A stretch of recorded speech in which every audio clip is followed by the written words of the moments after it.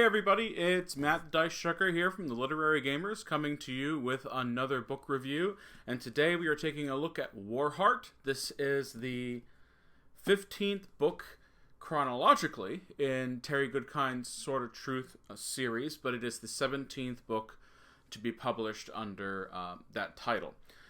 This is the conclusion of the Richard and Kaelin series. And I'm going to go through a brief narrative about where we are. And I'm going to say right now the video is going to be around... Well, right now I have to think about this. We're at 45 seconds-ish.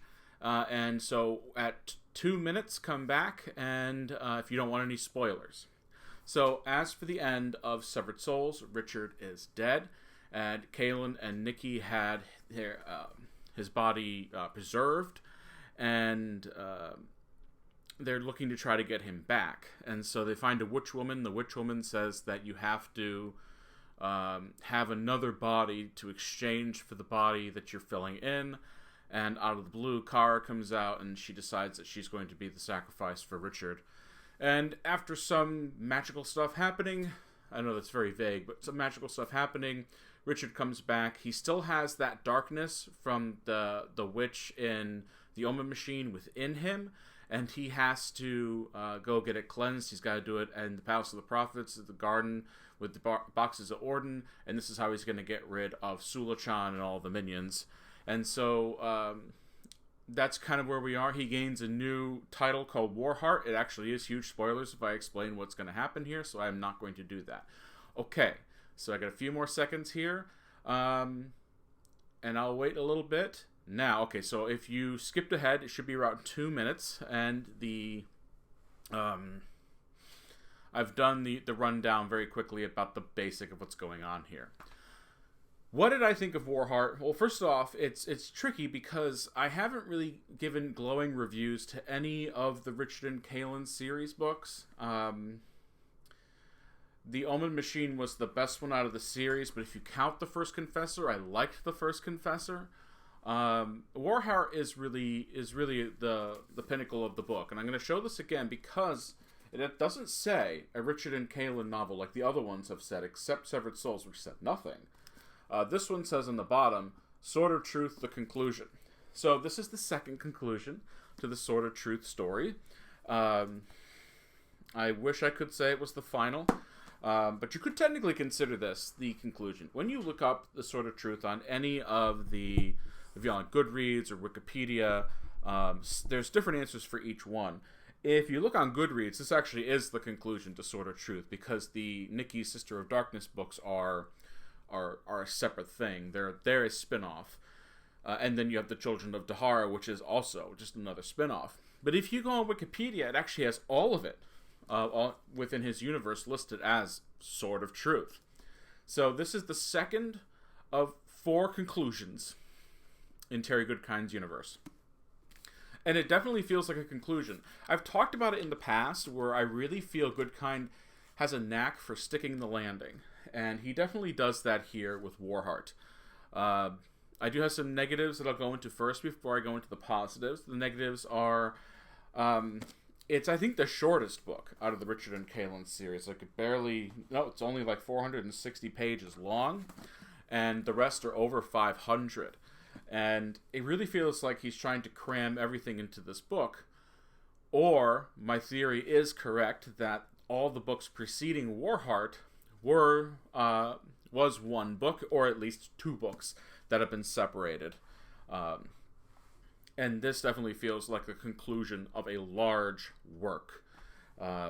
Once again, Goodkind does the thing where he has to end it where it began. We're in the Palace of the Prophets. We're in the garden there with the boxes of Orden, just like we did with Dark and Rahl in the first book, and like we did with Emperor Jagang, or Yagang, however you want to pronounce it, in the 11th book, and now we're here with Sulachan and his minions in this book. I like the idea in grand fantasy worlds of ending it where it began, but it does get a little tiring when you can't figure out where you want to end it. So, we got a little friend with us today. So what we have now is the third time we've ended something in, I think it's the Garden of Life. pardon me if I've forgotten what it's called, with the Boxes of Orden. And I will not tell you whether or not this is the last time that this happens, but definitely gets a little predictable. And that's part of the issue here. The ending, at least it's cuddle time, everybody. At least the progression to the ending. I mean, I knew where it was going to end, because that's where it had always ended. And it was always going to be Dahara and the People's Palace and all of that. And then yet another criticism I have is Richard's got another title. My biggest issue in the Sword of Truth series, especially on redoing the series reviews since I did them years ago, is that no matter what, Richard not only knows everything, he can fix everything. And I have a huge problem with that. I think we talked about this in the Third Kingdom review. If the iPad's moving, Aslan is wiping his face on the iPad as I'm trying to record. We talked about this a little bit with, I think, with Third Kingdom. He knows how to fix everything. He knows what he needs to do. But one of the things that makes Wheel of Time stand out a bit more than Sword of Truth for me, and I would also throw in something like the Stormlight Archive, Mistborn, even Lord of the Rings, if we're going to go way back. I just finished reading Samantha Shannon's Priory of the Orange Tree. There's a reason you have support characters. It's because you can't have your main character do everything. It's exhausting. It's predictable. I was just done with it, and we'll see next week when I review Death's Mistress, why it's not a bad thing to change your protagonist every now and then. In fact, the one time Goodkind did it with Pillars of Creation, it didn't work as well, because a lot of times Jensen felt like a carbon copy of Richard, not in personality, not in ability, but just one of those people like, I know what I need to do, and I'm going to go and do it. And it's okay, and I feel a lot of times Richard's plans always work. Now, I'm reading another book right now that's going to be the next series I tackle after I finish rating these books, where every plan the protagonists make go off without a hitch. And why? There's no conflict there. I understand that not everything in the world has conflict, but there's a reason you're writing a story. The story has to have some conflict. Can it be a minor conflict that your characters have to overcome and it's more of a character study? Sure, but that gives you some interest going into this. With Warheart, it's just another thing Richard automatically knows how to do. Why?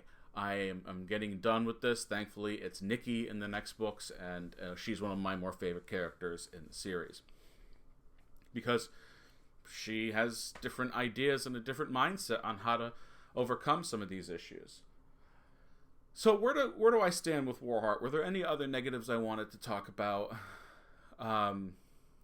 There's another IP going around right now that has a problem with dead characters. I'm not going to say which one. But it seems like every time you turn around, someone is getting stabbed in the stomach, and then next scene they're alive. And no one ever explains it. And yet, in the Sword of Truth series, I think Richard has gone to the underworld, so he's technically died, except when he went to the Temple of the Winds, a few times. And they do their best to explain it, but how he comes back, it's just, does he need to? And would that have made the book more interesting? If Richard had remained dead, and Kaelin had figured out how to handle all of this in the end with another person, wouldn't that have been more interesting? Wouldn't that have been a better book to read, a more exciting book? Maybe. We will never know. So I think just that and like I said, there's another franchise out there that's having a problem with making sure characters stay dead. I'm not mentioning names. So we'll keep an eye on that as we move forward. I don't mind a fake out death here and there, but this many? No, I'm done. I'm actually very glad that this was the last book in the Richard and Kaelin series, because I really just kind of had it with Richard as a character. That's just me. That might not be you. Do I have any positives? I think the book was properly paced. It was very action-packed, action-oriented. I liked that in a book where you can keep me interested the whole time. Because of the continuous action throughout. I believe I read this book in maybe a week and a half. Like I said, it's shorter. It's very short comparatively to some of his other work. So that I'll give it a positive for. I liked some of the magic going on. There was pretty much no sermonizing or backtracking or explanations of anything in this book. It was just them dealing with the fantasy problems that exist in their fantasy world, using magic, doing world building without having to tell me or having to drag me into your anti-real life, whatever government style you like to hate, Terry thing going. So that I can give it a positive. What else did I like? It felt like a conclusion. This is the second time I'm saying this during the book reviews. This felt like a conclusion. And it should have been a conclusion. And it wasn't, because then we have the Nikki Sister of Darkness and Children of Dahara books. So I know Goodkind has tried to write a few other books outside of his genre. Mainly thriller, I think. I was told I have to read Law of Nines because it connects somehow, and I will. I'm not sure if I'll review it, but I will definitely take the advice to read Law of Nines, because it's supposed to get into this. But I think Nest was the name of his thriller. It should actually be in here. And there's a few others in that series. I'm not sure if he had finished it before his passing. Nest, yeah, that was the name of the book. Now, don't take this the wrong way. I'm not saying this to be critical towards Mr. Goodkind's art form. Art is subjective, and while I didn't like Warheart, there were plenty of people out there who I'm sure did. And if you are one of them, please let me know in the comments below what you liked about this so much. I give it 3 stars. I think it has a lot of potential, but there's a lot of pitfalls to it as well, especially looking back upon it. I think that while there's definitely a lot of good happening in this book, there's also a lot of things that I could point to as being that could have been handled a little bit better. But that's, like I said, that's just me. A lot of people do like Warheart as a conclusion. It even has, let me see if I can show you. It even has in the opening page the old chapter heading sword. So I thought that was neat. He does dedicate this to his fans who have been with him throughout all of it, I think. Yep, to his readers. Now, if there's anything left I would have to say about this, I wish this would have remained the ending. I have written an epic fantasy series myself. When I ended that series, I felt such a relief. I was able to put all those characters to rest. They had no more stories to tell. And perhaps Goodkind just felt that there were more stories to tell, but there could also be different stories to tell. It doesn't have to be Richard and Kaylin all the time with these stories. But I think, branching out and creating something completely new. You can still keep it in your world that you created, but doing something completely new can be a good positive experience for your readers. For example, I've decided to go back to my world that I created, but it's 500 years in the future, and it's a whole new slate of characters that you're going to get to connect with. So that's the only thing. I wish that this would have been the end of it and everything, because I think Richard and Kaylin deserve to live a peaceful life, and it never seems like that gets to happen for them. So, Warheart, have you read it? What did you think? So, a little bit of a shorter review this week.